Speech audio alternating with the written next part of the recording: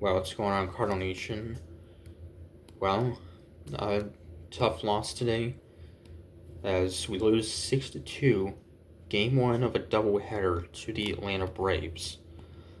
Our bats were fairly silent in this one as we had only 2 runs on 4 hits, and starter Kyle Gibson went just 4 innings in this game, making his first start in like 11 days.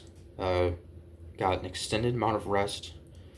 Of course, with this rain out, it's supposed to start last night, and then also missed a start due to a like funeral in his family. So, but anyway, yeah. So there was actually another brief rain delay in this one, not very long, only about a half hour, 40 minutes, I think. And so both pitchers have 1, 2, 3 innings in the first, and then in the top of the second, Gibson would walk Matt Olson and Sean Murphy to load the bases for Ramon Laureano. Laureano would ground out, run would score, that would make it 1-0 Braves. And then he would walk a third batter in the inning to load the bases for shortstop Zach Short. And he would have a 2-run single driving in 2 runs to make it 3-0, and then Jared Kelenic RBI single to make it 4-0. So a rough second inning for Gibson. But then in the bottom of the second, Paul Goldschmidt would have a leadoff double, and then walks by Brendan Donovan, and Nolan Gorman would load the bases for Matt Carpenter, and Carpenter would hit a sacrifice fly to score Goldschmidt and make it a 4-1 game. But only 1 run would score, so a wasted opportunity. Then a scoreless third inning by Gibson, and the Braves would strand the bases loaded in the top of the fourth. The former Cardinal Marcell Ozuna would strike out, and Ozuna's had a great year. So, great job there by Gibson getting out of the inning, and then Kyle Lehey would replace Kyle Gibson, a scoreless 5th inning. In the bottom of the 5th, Alec Burleson a sacrifice fly to make it 4-2, scoring Matt Carpenter. But we again wasted an opportunity, stranded the bases loaded again. So definitely frustrating. And Kyle Lehey would allow a 2-run home run to Jared Kelenic to make it a 6-2 Atlanta lead.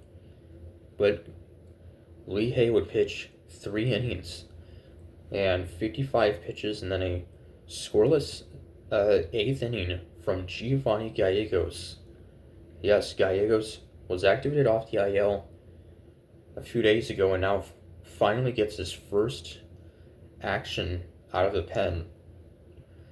This was his first appearance since early May, so almost 2 months.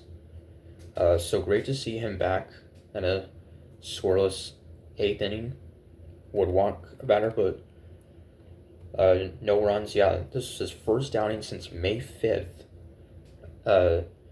And up until that point, he had a pretty rough start to the year.